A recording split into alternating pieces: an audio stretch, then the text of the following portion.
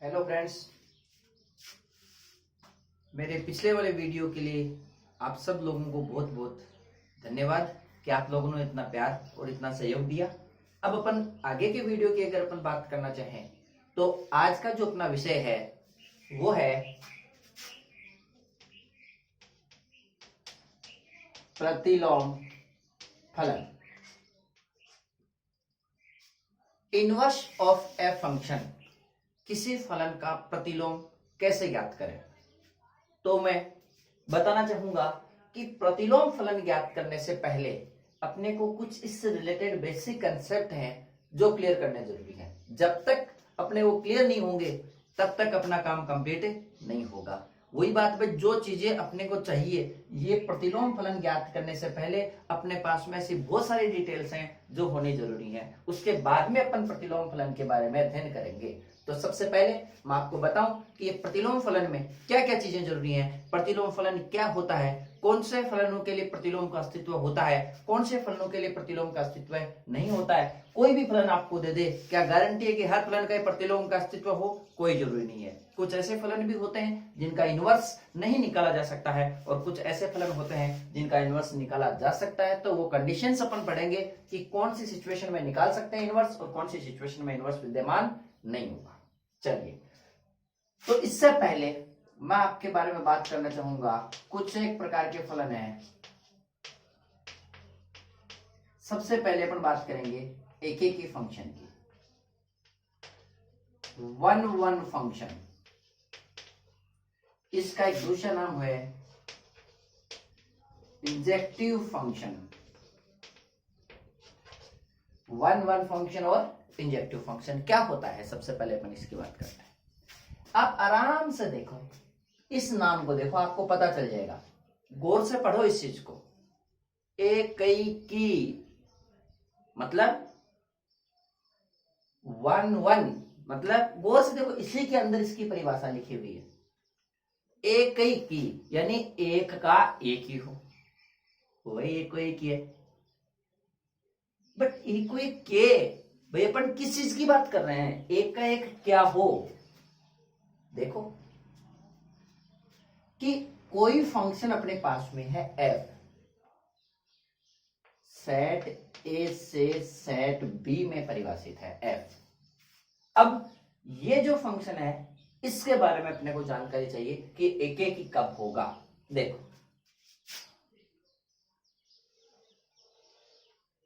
मैं लिखूं set A में एलिमेंट्स लिखता हूं a1 a2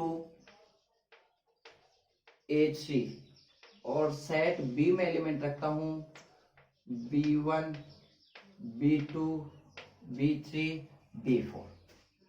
अब ये इधर से इधर सेट ए से सेट बी में ये फलन f परिभाषित है। तो इस केस में मैं कनेक्ट करता हूं कि a1 का प्रतिबिंब, ये अपन पिछले वीडियो में अपन डिस्कस कर चुके हैं कि प्रतिबिंब क्या होता है, पूर्व प्रतिबिंब क्या होता है, परिसर क्या होता है, सह प्रांत क्या होता है, प्रांत क्या होता है। तो अपन इससे आगे चलते हैं। a1 का प्रतिबिंब है b4, a2 का प्रतिबिंब मान लेता हूं b1 और a3 का प्रतिबिंब मान लेता हूं मैं b3। अब आप गौर से देखो, आप कहोगे a1 का प्रतिबिंब क्या है? गुरुजी के फालतू बात पूछो, मानी भी रखिए, b4 है। a2 का प्रतिबिंब क्या है? फिर कर दी फालतू बात, अरे b1 है। a3 का प्रतिबिंब क्या है? तो है, बावड़ा बनाने लगे हो, b3 है ना, दिखे को नहीं? दिखे है। बट यहां पर इसमें b2 के बारे में जानकारी लेना चाहूंगा। तो आप कहोगे सर इसका कोई भी पूर्व प्रतिबिंब सेट ए में विद्यमान नहीं है। ध्यान रखना, एक ही फलन के बारे में जानकारी अपने को पहले सेट से मिली है। मैं एक ही फलन के लिए पहले सेट पे ज्यादा फोकस करूंगा और ऑन टू यानी सर्जेक्टिव फंक्शन की बात करता हूं, मैं इनटू फंक्शन की बात करता हूं, अंतरछेपी और आच्छादक फलनों की मैं बात करता हूं, तो मैं बात करूंगा सेकेंड फंक्शन से। चलिए जी, देखिए a1 a2 a3 तीनों के प्रतिबिंब दूसरे सेट में विद्यमान है। a1 का है b4, a2 का है b1 और a3 का है b3। चलिए, अच्छी बात है। अब अपन बात करें कि एक ही की नाम में वर्ड देखो,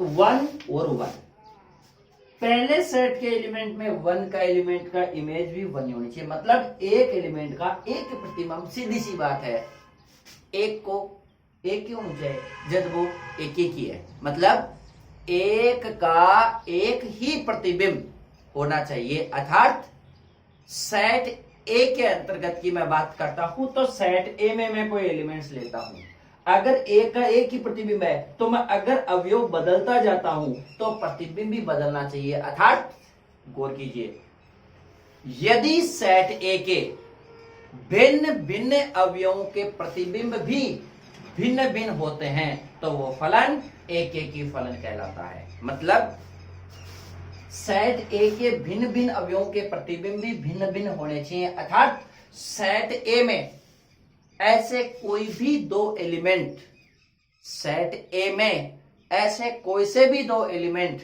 नहीं होने चाहिए ताकि उनका प्रतिबिंब एक ही आ जाए। समझ रहे हो मेरी बात का मतलब?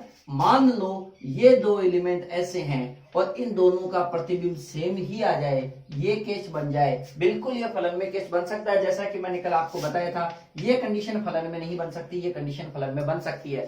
तो देखो कि सेट ए के भिन्न भिन्न अवयवों की बात करता हूं मैं, एक से ज्यादा है, दो एलिमेंट्स हैं, वो एक एलिमेंट से जुड़े हुए हो, अर्थात बहुत सारों का एक इको भी हुई है और इको भी हुई है, दोनों को एक ही है, एक को एक थोड़ी है, बहुत सारे फलन जो एक से जुड़ जाए, अर्थात ऐसी सिचुएशन में फलन बहु एकी फलन होता है, यानी बहुत सारे एलिमेंट्स का एक ही प्रतिबिंब हो और एक ही के अंदर एक एलिमेंट का एक होगा, यानी अलग अलग अवयवों के प्रतिबिंब भी अलग अलग होंगे।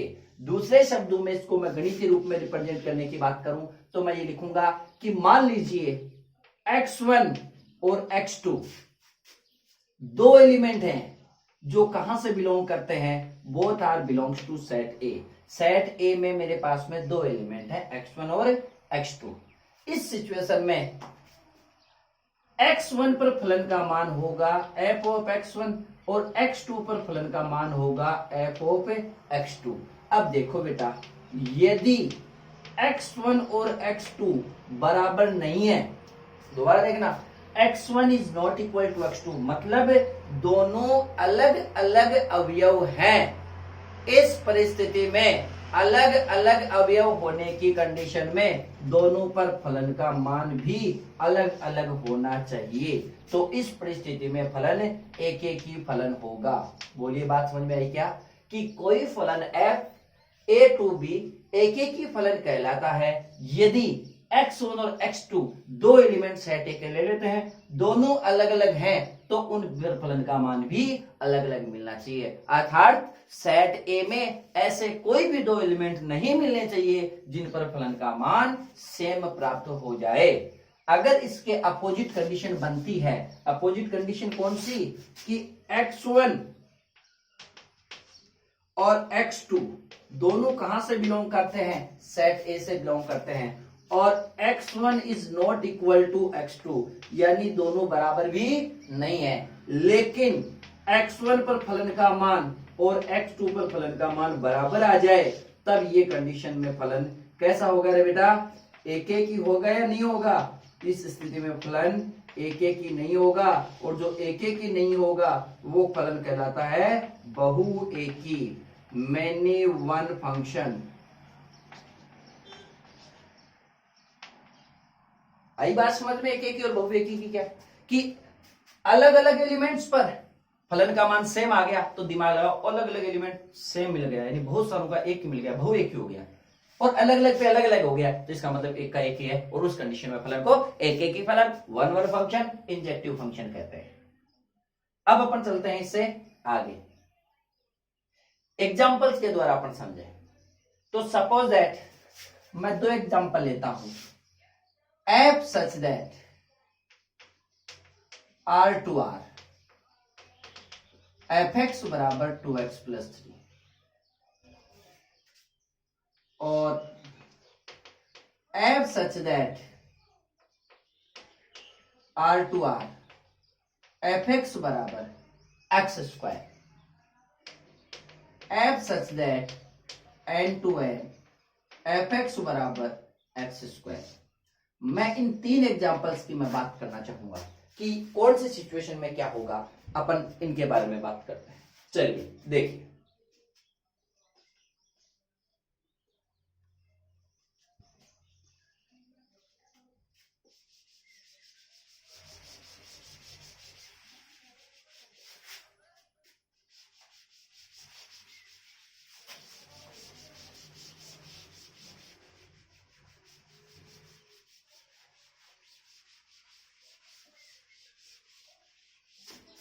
देखो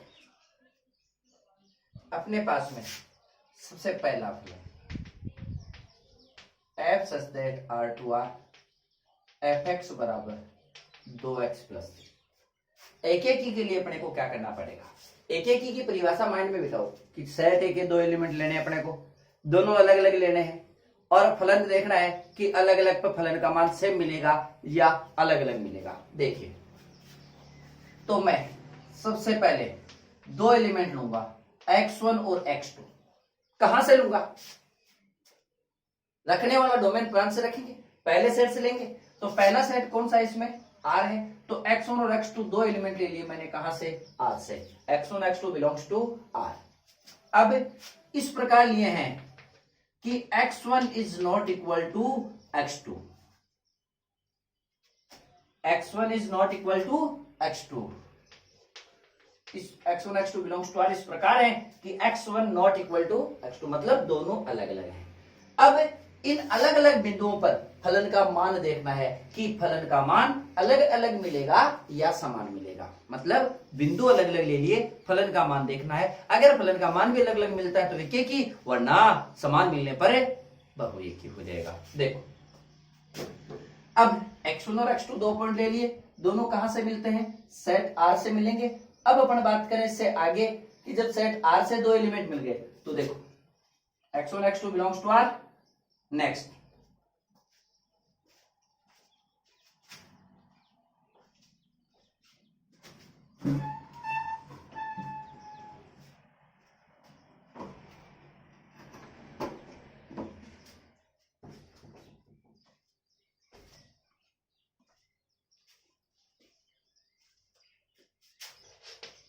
x1 और x2 2 एलिमेंट हैं जो सेट R से बिलोंग करते हैं, दोनों बराबर नहीं है। अब देखो फलन का मान देखना है, तो फलन क्या है गौर से देखो, 2x प्लस 3 ये रियल नंबर है।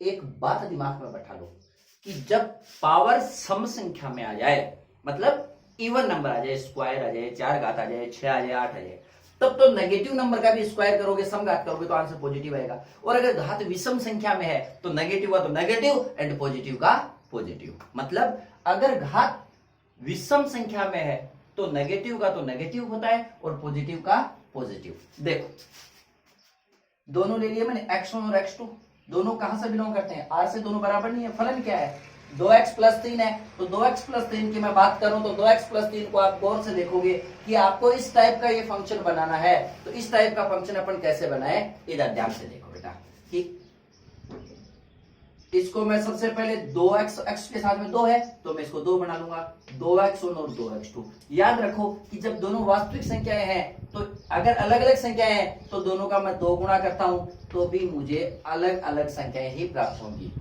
क्लियर है, कोई बात नहीं है। उसके बाद क्या चाहिए अपने को, प्लस 3 चाहिए। भाई अपने को तो फलन जैसा बनाना है तो ये भी बराबर नहीं आएंगे। तो fx का मान 2x प्लस 3 था, क्या बोल रहा हूं मैं, fx का मान 2x प्लस 3 था, तो 2x प्लस 3 की जगह fx लिख सकते हैं। तो यहां इसको लिखा जा सकता है fx1 और इसको लिखा जा सकता है fx2। और अब ऐसी कंडीशन में आप गौर से देखिएगा कि जब दो अलग अलग बिंदु लेके चले थे तो फलन का मान भी क्या प्राप्त हो रहा है, अलग अलग प्राप्त हो रहा है। अतः f कैसा है बेटा बोलिएगा, एक एक की फलन है, 1 फंक्शन है। कोई डाउट? नेक्स्ट इसका जो सेकेंड अपन कर रहे हैं वो है f such that R2R fx बराबर एक्स स्क्वायर। अब आप देखो गौर से,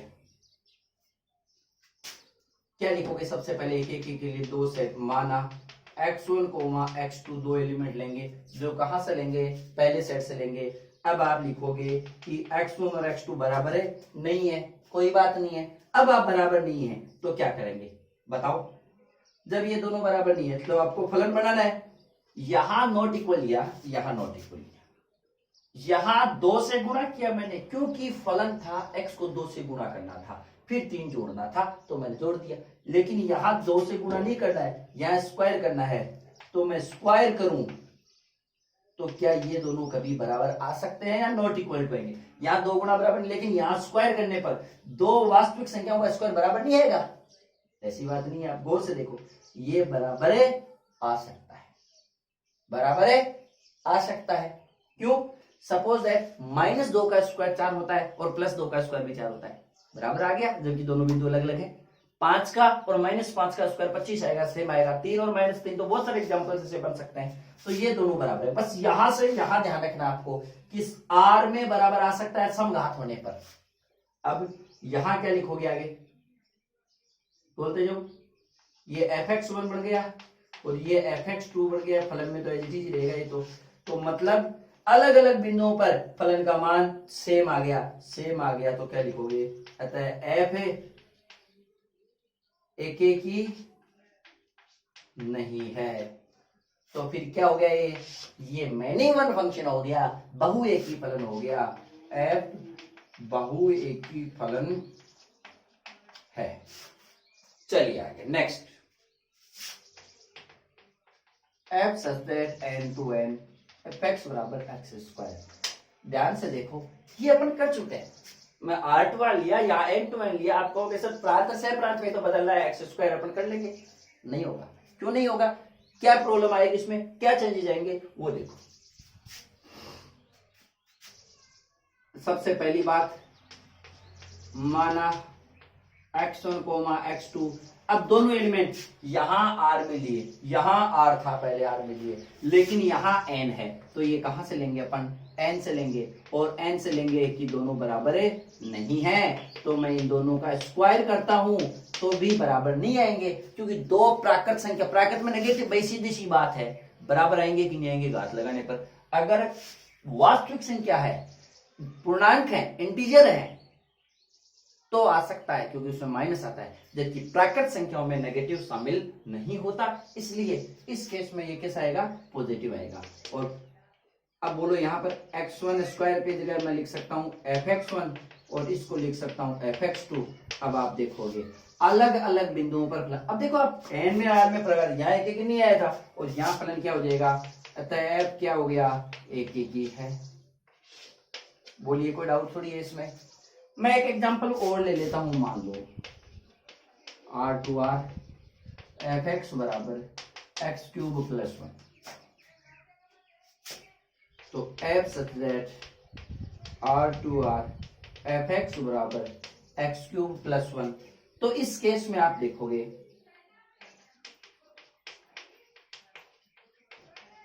माना x1 कोमा x2 दो एलिमेंट ले लिए जो कहां से बिलोंग करते हैं, r से। अब x1 is not equal to x2, मतलब दोनों संख्याएं अलग अलग हैं, वास्तविक संख्याएं ली है मैंने, लेकिन दोनों क्या हैं, अलग अलग हैं। अब देखो आपको x1³ निकालना है, तो x1³ निकालने के लिए मैं इसमें निकाल लेता हूं। अब मैंने आपको बताया था, ध्यान दीजिए, जब r में स्क्वायर आता है, घात सम संख्या में आती है, तब आंसर पॉजिटिव भी हो सकता है और नेगेटिव भी हो सकता है, क्योंकि स्क्वायर आ गया। तब आपको पॉजिटिव नेगेटिव में ध्यान रखना है कि घात अगर सम संख्या है तब पॉजिटिव आएगा, और घात विषम संख्या है तो नेगेटिव पे negative and positive pay positive. या अगर घात 4 या 6 या 8 होती तो मैं यहां बराबर का चिन्ह लगाता, लेकिन विषम संख्या में घात है, इसलिए यहां पर क्या आएगा, नॉट इक्वल टू आएगा। और अब इसमें +1 करना है, तो x1³ + 1 कर दो और x2³ + 1 कर दो, तो बोलो क्या क्या बनेगा, fx1 is not equal to fx2, मतलब अलग अलग बिंदुओं पर फलन का मान क्या आया, अलग अलग आया। तो आप क्या लिखोगे, अतः f कैसा फलन हो जाएगा, एक एक ही फलन हो जाएगा। अब एक सवाल मन में उठा है मेरे, कि मैंने कहीं भी एग्जाम्पल कोई भी संख्याएं लेकर के इसको सत्यापित नहीं किया, सीधा किया है। अब देखो आपको कहां संख्याएं लेनी है। देखो कि मैथ्स का एक फंडा होता है कि आप किसी भी स्टेटमेंट को आप रिजेक्ट नहीं कर सकते, नकार नहीं सकते। अगर आप किसी के लिए मना कर रहे हो, स्टेटमेंट को नकार रहे हो, जांच कर रहे हैं अपन कुछ, देखो जांच करना और एक है सिद्ध करना, क्या फर्क है दोनों में। देखो सपोज दैट मैं वही मेरा पुराना घिसा पीटा एग्जांपल कि मान लो एक मकान है, मुझे उस मकान को बनाने का ठेका दे दिया आप लोगों ने, ठीक है। मुझे आपने क्या शर्त रखी कि भाई पूरा मकान पत्थरों से बना हुआ होना चाहिए, कहीं भी ईंट यूज नहीं होनी चाहिए, ठीक है भाई साहब, नहीं करेंगे। आप बैठे थे, मैं पत्थरों से मकान बनवा रहा हूं, मजदूर लगे हुए हैं, मैंने देखा कि आप साइड में चले गए एक दिन। ध्यान देना मेरी बात पे कि मैंने मकान बनाने के लिए ठेका ले लिया, आप लोगों ने मुझे कहा कि पूरा मकान पत्थरों से बनना चाहिए, कहीं भी ईंट यूज नहीं होनी चाहिए। मैं चला गया साइड में, मजदूर लगे हुए हैं, कहीं भी ईंट यूज नहीं कर रहे आप, क्योंकि आप उनके पास छाती पर बैठे होते, जिद कौन करेगा, नहीं तो करेगा। अब आपको पता है भाई पत्थरों से चिनाई टाइम लगेगा, आप जैसे ही साइड में गए, मेरा प्लान क्या है यार, इतना सा बचा है, ये इतना सा कॉर्नर बचा है, मैंने पूरा मकान बना लिया, थोड़ा सा कॉर्नर बचा है, क्यों डिको थ्रो गए हो वो बारे चेप दो, इतनी सी दूर में ईंट लगा दी, आप आए, प्लस्तर कर दिया, फिर लगा के पूरा काम ओके कर दिया, शाना होता है, पूरा का मकान ओके। आप आए, पूछा कि भाई साहब मकान ईंटों का बना है या पत्थरों का, मैं कहूंगा भाई आपने किससे बनवाया था, पत्थरों का बनवाया था, तो साहब पत्थरों का बनाया हमने, तो कहीं भी ईंट यूज नहीं की। गुड, वेल डन, मैं चेक करूंगा। अब वो आया, मैं देखूंगा, वो आया चेक करने के मकसद से, उसका मकसद है कि मुझे चेक करना है, जांच करनी है कि ये मकान पत्थरों से ही बना हुआ है क्या, और मैं उसको लाया हूं और ये सिद्ध करने के लिए लाया हूं कि मकान पूरा का पूरा पत्थरों से बना है। अब अंतर क्या है दोनों की थ्योरी में, वो देखो, जांच करना और सिद्ध करना, भाषा में कई फर्क है बस, कि वो आया जांच करने के मकसद से, मैं आया हूं मकान में सिद्ध करने के मकसद से। थोड़ा उठाया किसने, मैंने, थोड़ा उठाया, फोड़ा, मुझे तो पता है यहाँ ईंट है, मैं यहां से क्यों फोड़ूंगा, मैं यहां से फोड़ा, थोड़ा सा देख ला कि निकले हो, ईंट है, कोई नहीं भाई, बैठो ही निकले, तो बस मैं तो कह रहे यार बैठो को बनाया मकान, बात खत्म।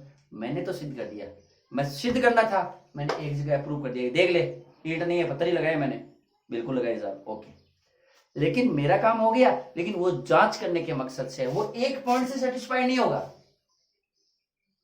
वो आएगा, देखा बैठा ही ईंट हटे वो फोड़ देसी, बट 5-6 जगह देखा वो खटे ईंट लगा तो नहीं दी बड़ा। मान लो मैंने इतनी सी जगह ईंट लगा दी और वो इस जगह को यूज नहीं कर पाया, इस जगह के ऊपर उसका ध्यान नहीं जा पाया, वो यहां से नहीं छेड़ेगा, वो साइड में चला गया, लो साहब ऐसे हो गया काम पूरा। कैसे, मकान जी आपने तो पूरा पत्थरों से बनाया, अब मुझे बताओ उसने जांच की, क्या वो सही है, नहीं है कि मकान पूरा पत्थरों से बनाया, नहीं बना, ईंट लगाई हमने, लेकिन उसने जांच किया, इसलिए उन्हें अलग अलग बिंदुओं पर चेक किया। लेकिन एक पॉइंट ऐसा था, अगर वो यहां चेक जब तक नहीं करता तब तक वो सही नहीं होगा। तो कहने का मतलब उसने जो प्रतिबंध रखे वो सारे संतुष्ट हो रहे थे, तो उसने मान लिया, लेकिन फिर भी ऐसा बिंदु विद्यमान था जिस पर आपका फोकस नहीं गया, और इस वजह से आप गलत हो। आ रही है बात समझ में, मतलब अगर सिद्ध करने की बात है तो अगले के फेवर में जाओ, एक एग्जांपल काफी है, मैंने फोड़ के दिखा दिया। लेकिन जांच करना है तो जांच करना, अगला आया जांच, मैं सिद्ध कर रहा था तो मेरा मकसद था पत्थर दिखाना अगले को, अगला जांच करने के लिए आया तो अगले का मकसद था उल्टा, पत्थर नहीं देखना, ईंट देखना। तो वो आया, देखा कि भैया अलग अलग जगह ढूंढ लिया उसने, तो वो अपोजिट चलने पर वो कहीं भी ईंट उसको नहीं मिली, जबकि ईंट मौजूद थी। तो वो मान तो लेगा लेकिन वो सही नहीं है। अर्थात कई बार अपने पास ऐसे प्रश्न आते हैं जो जांच करते हैं अपन, सिद्ध करने वाले में तो एग्जांपल रख के चेक कर देते हैं, जांच करने वाले कई क्वेश्चन आते हैं जिनमें अपन तो लिख के आ जाते हैं, अपना प्रतिबंध संतुष्ट करता है, लेकिन फिर भी फलन वैसा नहीं होता। देखो कैसे, तो ध्यान रखना कि आप फलन एक एक ही बता रहे हो, बिल्कुल सही है, एक एक ही बता रहे हो, बिल्कुल सही है, एक एक ही बता रहे हो, बिल्कुल सही है, लेकिन यहाँ एक एक ही नहीं है। तो जब रिजेक्ट करते हो स्टेटमेंट को तो मैथ्स में विद रीजन आपको रिजेक्शन करना पड़ेगा, क्योंकि अगर आप किसी के पास, आपको पता है कि ये गलत है, आपको पता है कि ये गलत है, लेकिन आपके पास उसका सबूत नहीं है, तो अगला गलत होते हुए भी सही माना जाएगा। देखो जैसे यहां पर एक एक ही है या नहीं है उसके बारे में, तो अपन क्या करें, एक एक ही नहीं है, तो यहां आपको एग्जांपल दे देना पड़ेगा। क्यों नहीं है एक एक ही, क्योंकि एक एक ही नहीं है, उससे आगे ये लिखना है, क्योंकि आर में चल रहे हैं ना, तो -3 और +3 दोनों कहां से बिलोंग करते हैं, आर से। तो एफ ऑफ -3 की वैल्यू एफ ऑफ +3 की वैल्यू के बराबर होती है, 9 होती है। बोलो बराबर होती है कि नहीं होती, परंतु -3 नॉट इक्वल टू +3, यानी बिंदु अलग अलग हैं लेकिन फलन का मान क्या आ रहा है, समान आ रहा है। ये अपने को इसमें एग्जांपल देना पड़ेगा। कोई डाउट तो नोट कर लीजिए।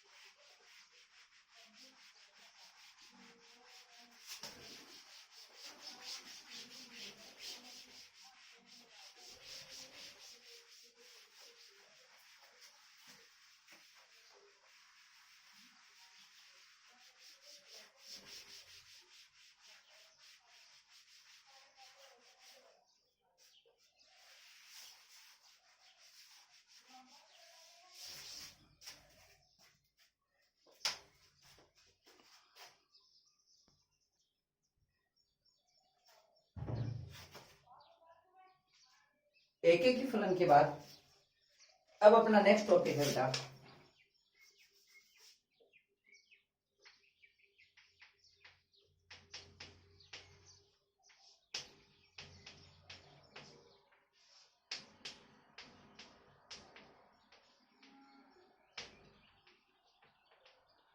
ऑन टू फंक्शन,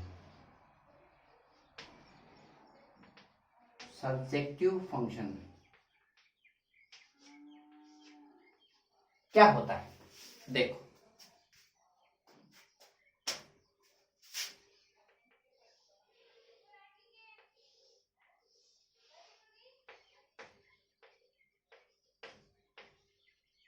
एक फलन f है जो सेट ए से सेट बी में परिभाषित है, ए टू बी। अब देखो इसमें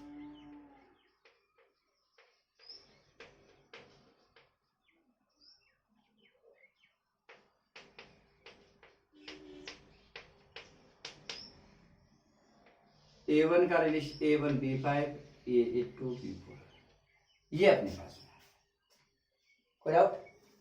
अब आप देखोगे A1 का प्रतिबिंब कौन है जी, B5 है, A2 का B4 है, A3 का B1 है। तीन अलग अलग फलन ले लिए, तीनों का अपने पास में अलग अलग प्रतिबिंब आ गए। ये फलन एक एक ही है, अपने को पता है, यानी कोई भी दो एलिमेंट ऐसे नहीं है जिनका सेम प्रतिबिंब हो, तो एक एक ही फलन तो है। बात करते हैं पार्श्वता की। देखो क्या होगा, B1 का पूर्व प्रतिबिंब विद्यमान है क्या इधर, देखो देखिए बिल्कुल है जी। B4 का भी है और B5 का भी, लेकिन B2 और B3 ऐसे हैं और इनका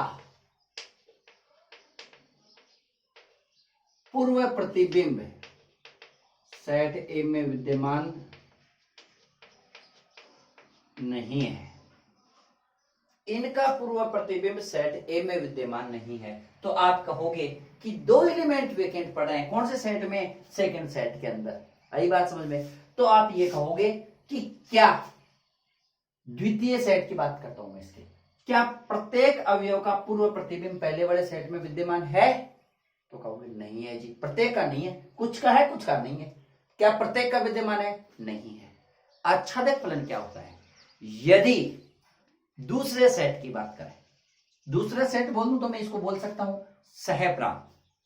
सहप्रांत कोडों में सहप्रांत के प्रत्येक अवयव का पूर्व प्रतिबिंब मौजूद है? तो नहीं है यहां पर। तो देखो बेटा, प्रत्येक अवयव का यदि अपने पास मिल जाए, प्रत्येक अवयव का पूर्व प्रतिबिंब ए में विद्यमान नहीं है, है क्या यहां पर? नहीं है।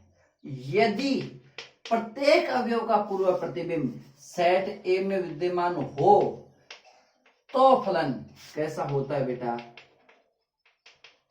तो फलन आच्छादक होगा, ऑन टू फंक्शन होगा, यदि प्रत्येक एलिमेंट का पूर्व प्रतिबिंब प्री इमेज पहले सेट में मिल जाए।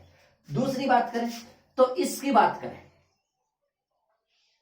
एक मैं ये ले लेता हूं, ये आच्छादक नहीं है।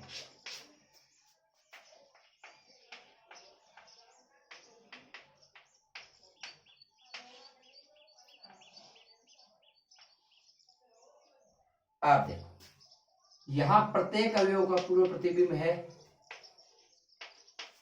ठीक है। देखो एफ ए टू भी यहां पर दूसरा फलन, आप देखोगे ये फलन आच्छादक है, क्योंकि हर एलिमेंट का पूरा प्रतिबिंब एक ही तो है, आच्छादक भी है। बात कहूं मैं, इसका प्रांत दोनों में सेम है। देखो यार, इसका सह प्रांत क्या है? इसका सह प्रांत है B1, B2, B3, B4, B5। इसका जो सह प्रांत है कोडोमेन, वो है B1, B2 और B3, सेकेंड सेट के एलिमेंट्स। इसका जो परिसर है रेंज, इसका जो परिसर है रेंज, वो होता है जो प्राप्त होता है। तो बोलो क्या क्या हो सकता है इसमें? B1 परिसर में है, B4 परिसर में है और B5 परिसर में।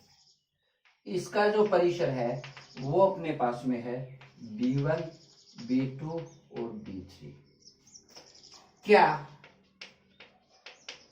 सह प्रांत और परिसर बराबर हैं? नहीं है। यहां पर क्या सह प्रांत परिसर बराबर है? बिल्कुल। अगर बराबर हैं तो फलन है आच्छादक, और बराबर नहीं है तो फलन आच्छादक नहीं। और जो आच्छादक नहीं होता उसको बोलते हैं बेटा अंतरक्षेपी फलन, इनटू फंक्शन। और ये आच्छादक है इसलिए इसको बोलेंगे ऑन टू फंक्शन, या इसका दूसरा नाम होता है सर्जेक्टिव फंक्शन। ध्यान दीजिए, सह प्रांत और परिसर बराबर हो जाए तब तो आच्छादक, और बराबर नहीं होता है तो फलन कैसा होता है? अंतरक्षेपी फलन होता है। एक बार ध्यान से देख, इसमें हर एलिमेंट का पूर्व प्रतिबिंब विद्यमान नहीं है, यानी सेकंड सेट में कम से कम एक अवयव ऐसा विद्यमान है जिसका पूर्व प्रतिबिंब इधर नहीं मिला, इसलिए यह फलन आच्छादक नहीं है। और यहां सेट बी में कोई भी एलिमेंट ऐसा नहीं मिला जिसका पूर्व प्रतिबिंब इधर ना हो, इसका भी है, इसका भी है और इसका भी है, प्रत्येक का है, इसलिए यह फलन कैसा हो जाएगा? आच्छादक फलन हो जाएगा। डाउट? चलिए जी नेक्स्ट आगे नोट कर लो इसको फटाफट एक बार कि पर ऐसी कंडीशन में तो अंतरक्षेपी होता है इनटू, और ऐसी कंडीशन में आच्छादक होता है ऑन टू। नोट कर लो फटाफट इसको।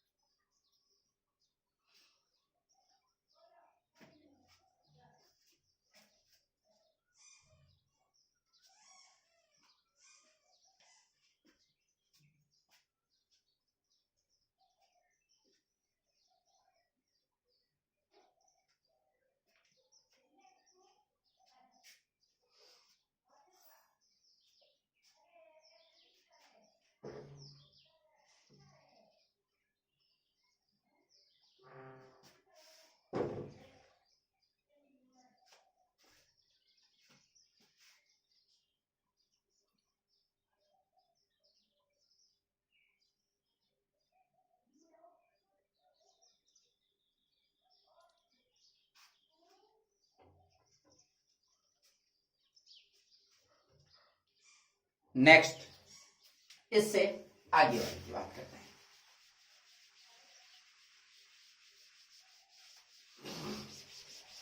अब अपन अच्छा देखता कि कुछ एग्जांपल्स लेके देखते हैं कि भाई मौखिक में तो ये बता दिया, लिखित में अपन कैसे लिखते हैं। देखो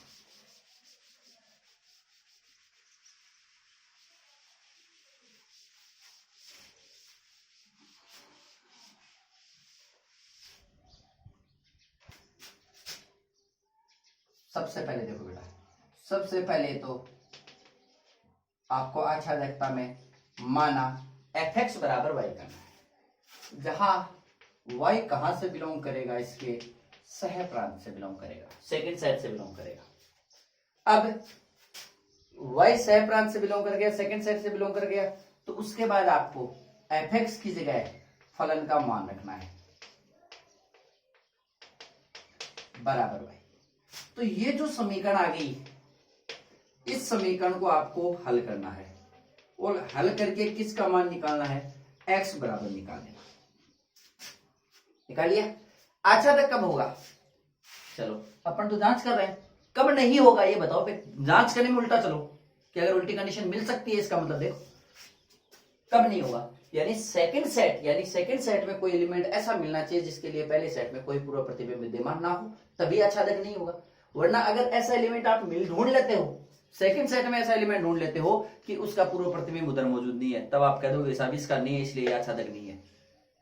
और अगर कोई भी एलिमेंट नहीं मिला, इसका मतलब हर एलिमेंट का पूर्व प्रतिबिंब है, और जब हर का होता है तो फलन कैसा होता है, आच्छादक। तो देखो यहां y का मान देखो, y का ऐसा मान देखो, y का ऐसा मान ढूंढो, y का ऐसा मान ढूंढो सेकंड सेट में से जिसके लिए x है वो पहले सेट में ना मिले, x पहले सेट में ना मिले। अगर ऐसा मान कोई भी नहीं मिला आपको, तब तो फलन कैसा हो जाएगा, प्रत्येक अवयव का पूर्व प्रतिबिंब हो तो फलन कैसा हो जाएगा, आच्छादक, वरना फलन आच्छादक नहीं होगा। और जो आच्छादक नहीं होता वो फलन अंतःक्षेपी फलन होता है। फॉर एग्जाम्पल मैं कहूं एफ सच दैट, ध्यान दीजिएगा, R2R fx बराबर 2x प्लस, क्या ये फलन आच्छादक है, देखते हैं। माना fx बराबर y, जहां y कहां से बिलोंग करता है, r से, सह प्रांत से, तो चलो फिर क्या रखा मैंने, फलन का मान बराबर y मान लेना है। अब फलन का यहां पर क्या रखना आपको, मान, तो फलन का मान क्या है आपके पास में, 2x प्लस 1 है, तो 2x प्लस 1 बराबर y रख दिया।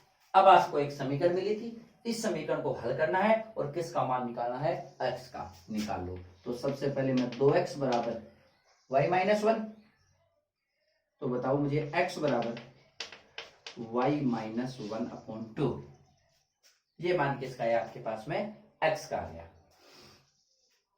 x की वैल्यू आ जाएगी y माइनस 1 अपॉन 2। अब देखो आगे, यहां तक तो ठीक है, अभी तो x का मान आ गया। मैंने क्या कहा, y का मान ढूंढो, तो y की जगह रियल नंबर रखो, तो y का कोई भी वास्तविक मान रखो, तो क्या x, तो ये देखो कि x कहां से बिलोंग करेगा, रियल नंबर से, तो ये रियल नंबर कब नहीं होगा, बटा में 0 आ जाए तब रियल नंबर नहीं होगा, या रूट में नेगेटिव आ जाए तब रियल नंबर नहीं होगा, वरना तो रियल ही रियल है भाई। अपॉन में 0 नहीं आना चाहिए और रूट में नेगेटिव नहीं आना चाहिए, तो कभी भी ये रूट में 0 नहीं बढ़ाएगा, y की आपकी जो मर्जी है वो रख दो, बटा में 0 नहीं बन रहा है। कभी भी रूट में नेगेटिव नहीं आ सकता, क्योंकि y की वैल्यू खुद ही रियल नंबर है, तो रूट में नेगेटिव अपन रख नहीं सकते, तो नहीं रख सकते, तो अपन लिख देंगे कि प्रत्येक y बिलोंग्स टू r के लिए, या ये सोचना अपने को, x belongs to r, x का मान है जो वास्तविक संख्या में बिलोंग कर रहा है, तो क्या लिखोगे, अतः f आच्छादक है, क्योंकि प्रत्येक अवयव का पूर्व प्रतिबिंब सेट ए में मौजूद है, इसलिए यह फलन कैसा है, आच्छादक है। दूसरे एग्जांपल की मैं बात करूं,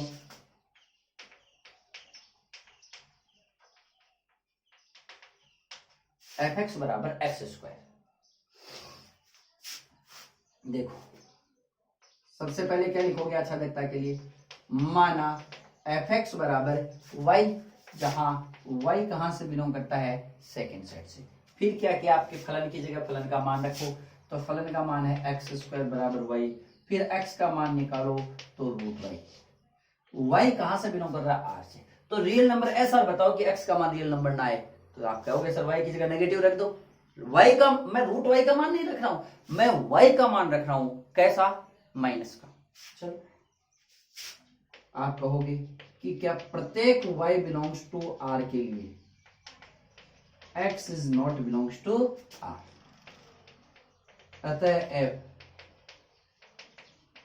आच्छादक नहीं है। और जो आच्छादक नहीं होता वो फलन कैसा होता है, अंतरक्षेपी। अब देखो मैं रिजेक्ट कर रहा हूं, आच्छादक नहीं है, रिजेक्शन दे रहा हूं, तो मैंने आपको बताया था जब मना करते हो तो कारण देना पड़ेगा।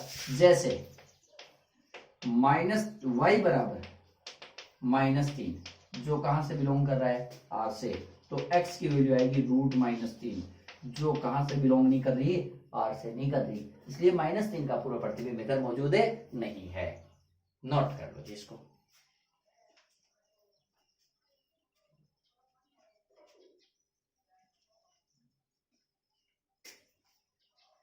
मतलब आच्छादक में इतना ही करना है कि फलन का मान y के बराबर, समीकरण को हल करो, x का मान निकालो, फिर y का मान लगा लगा के देखो कि कहां से बिलोंग करता है और कहां से नहीं करता है।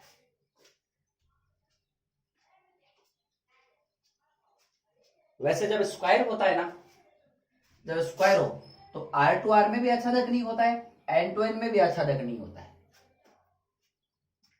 स्क्वायर वाला फलन आच्छादक आपको नहीं मिलेगा। हाँ, अगर ये ऑड नंबर में हो, फॉर एग्जाम्पल y बराबर, मान लो आपके पास आ जाए f(x) बराबर x³ + 1, अब ये आच्छादक है या नहीं है, तो सबसे पहले क्या लिखोगे, r टू r ही है ये फलन, तो सबसे पहले क्या लिखोगे, f(x) बराबर y, जहां y कहां से बिलोंग करता है, r से, तो बताओ क्या आएगा, x³ + 1 बराबर y, तो x³ बराबर y-1, तो x बराबर y-1 की पावर 1/3 हो जाएगी।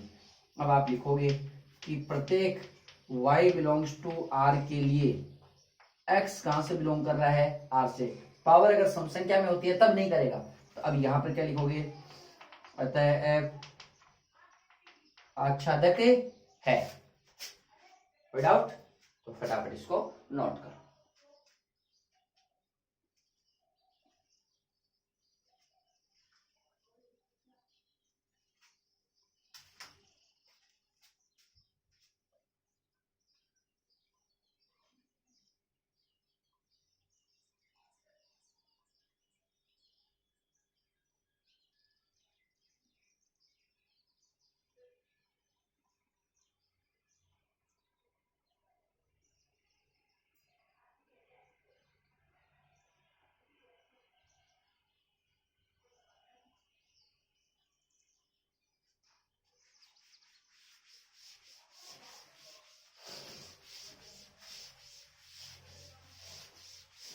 वैसे आप वीडियो रोक करके भी लिख सकते हो, आप कोई बड़ी बात नहीं, अगर छूट जाता है तो फिर भी मैं टाइम दे रहा हूं, अगर छूट के भी जाए तो आप रोक के लिख सकते हो, इसमें कोई बड़ी बात नहीं।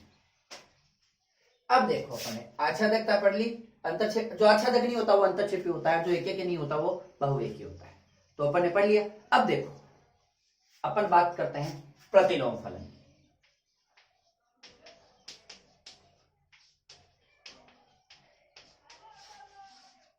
तो प्रतिलोम फलन का अस्तित्व कब होता है, प्रतिलोम फलन का अस्तित्व कब होता है वो देखो।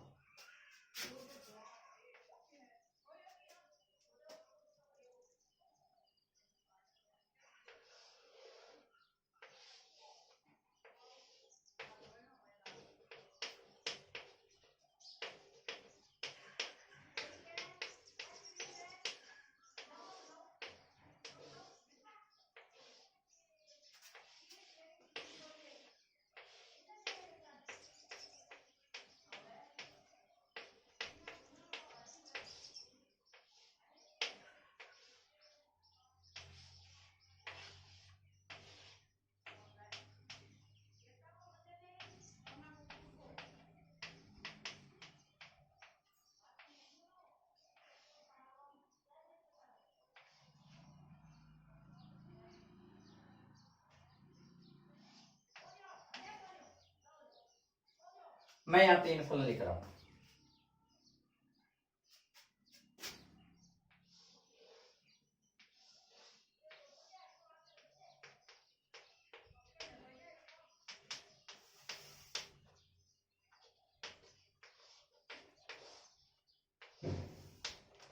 देखो आप देखोगे तो ये तो फलन ही नहीं है। क्यों नहीं है? एक एलिमेंट के दो प्रतिबिंब हो गए जो पॉसिबल नहीं है। रिलेशन है, एक फंक्शन है, नहीं है, तो ये तो फलन है ही नहीं। इसके बारे में तो अपन आगे जिक्र क्यों करें। हाँ ये देखो, ये मैं पहला फलन, ये दूसरा फलन और ये तीसरा फलन। ऐसी सिचुएशन में तो ये फलन नहीं है, ये एक रिलेशन है। तो मैं इसके बारे में तो क्यों जिक्र करूं, अपन कर लिया। अब देखो ये एफ है, इनवर्स है ना, कैसे होगा? ए टू बी। अब इसका जो इनवर्स होगा वो होगा बी टू ए। प्रतिलोम इसका उल्टा परिभाषित होगा। तो क्या इधर से इधर परिभाषित है क्या? देखो देखे, बिल्कुल है, ये नहीं है, क्योंकि अब उधर जाओगे तो इसके दोगे, तो ऐसी कंडीशन में इनवर्स नहीं होगा। ऐसे कंडीशन में भी नहीं होगा, क्योंकि इसमें भी ये फलन ही नहीं होगा। बी टू खाली पड़ा है, पहले सेट में कोई खाली नहीं पड़ा चाहिए। उल्टा जाने पर ये पहला सेट हो जाएगा, अपना प्रांत हो जाएगा, कोई खाली नहीं रहना चाहिए अपने पास में। तो एक कहानी है, इसका भी नहीं हो सकता और इसका भी नहीं हो सकता, फिर बचा गया ये। तो कॉमन सी बात है, इसके दोनों साइड में संभव है। मैं ज्यादा दिमाग में लगा के आपको सीधा स्पष्ट बोलूं कि अगर कोई फलन एक एक की आच्छादक है, क्या बोला मैंने? अगर कोई फलन एक एक की आच्छादक है, अर्थात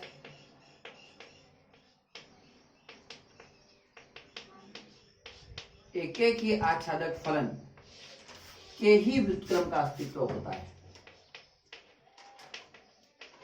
व्युत्क्रम या प्रतिलोम का अस्तित्व होता है। जो एक एक ही आच्छादित दोनों है, अगर एक एक आच्छादक नहीं है तो भी इनवर्स नहीं होगा, और अगर एक एक नहीं है आच्छादक है तो भी नहीं होगा। मतलब एक एक भी होना चाहिए और आच्छादक भी होना चाहिए। एक एक और आच्छादक दोनों है तो उसके प्रतिलोम का अस्तित्व होता है। अब अपन उससे आगे बात करें, देखो इधर एक एक आच्छादक होने के बाद में,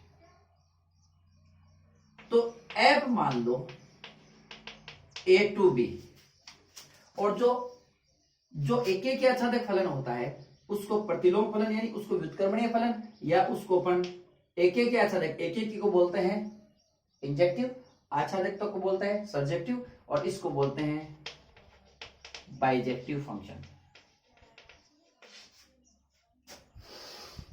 देखो क्या होता है, इधर देखो ध्यान से, एफ ए टू बी एक एक आच्छादक है, तो एफ इनवर्स कहां से कहां तक हो जाएगा? B to A, set B से सेट ए में। यानी ये फलन है, प्रांत तो चला जाएगा सह प्रांत की जगह, और सह प्रांत आ जाएगा प्रांत की जगह। कैसे निकालते हैं वो देखो।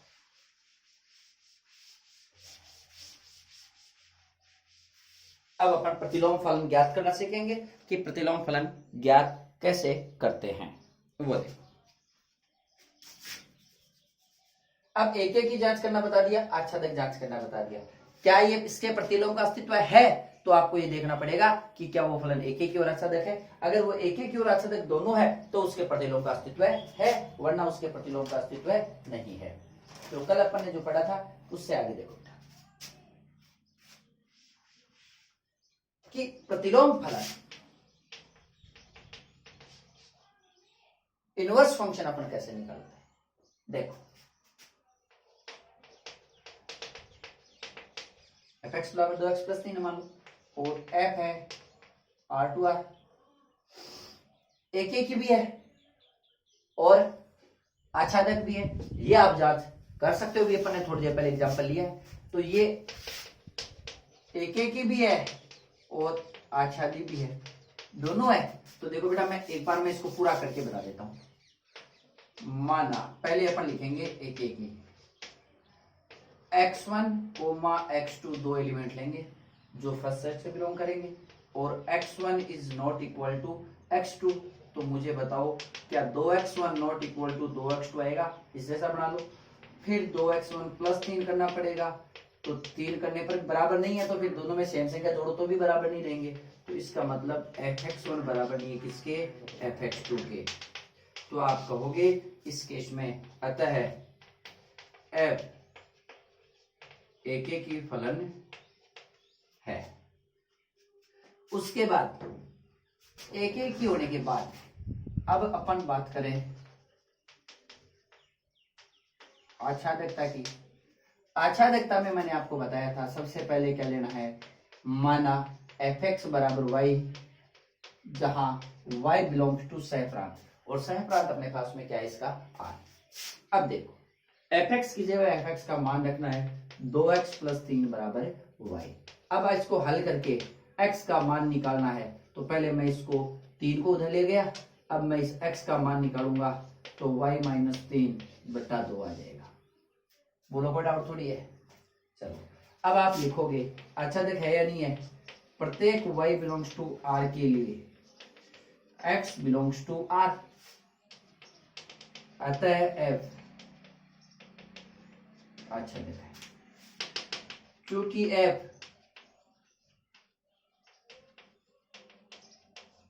एकेकी आच्छादित फलन है, अतः f व्युत्क्रमणीय फलन है, अर्थात f इनवर्स का अस्तित्व है। अब अपन f इनवर्स कैसे निकालते हैं, देखो मुझे बताओ, आपके पास सब आ गया ना, यहां तक अपन ने पढ़ लिया ना, बस तो यहीं तक ही है। इनवर्स देखो बहुत छोटा सा बाउंड है, ये आपके पास आ गई x बराबर y - 3/2। क्योंकि fx बराबर आपने क्या माना इसको, बोलो y, तो x बराबर क्या हो जाएगा रे, f इनवर्स y। तो x की जगह मैं क्या रख दूंगा, f इनवर्स y, ये आ जाएगा y - 3/2। f इनवर्स y देखो, f इनवर्स y का मान y - 3/2, तो मुझे बताओ, आपको तो f इनवर्स x पूछा है, तो ये हो जाएगा y की जगह क्या रिप्लेस कर दोगे, f इनवर्स की जगह y की जगह x करते x - 3/2। ये लो जी, हो गया। मतलब यहां तक तो कर चुके थे अपना चले। अब ये x की वैल्यू जगह f इनवर्स y रख दो x की जगह, और फिर y की जगह x रिप्लेस कर दो। दूसरी में बताओ शॉर्ट एंड स्वीट, फलन क्या था, 2x + 3 था। सीधा देखो, सबसे पहले x लिखो, लिख दिया। अब x वाले पदों को छोड़ दो, प्लस में 3 है तो यहां माइनस में 3 कर दिया। अब x के गुणा में 2 है तो यहां बट्टा में 2 कर दो, यही इनवर्स आएगा।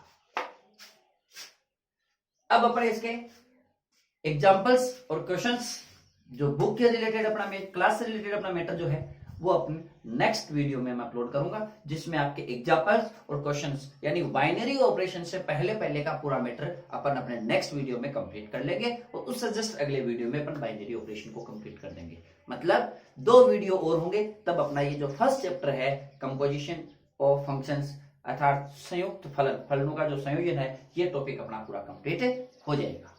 तो धन्यवाद।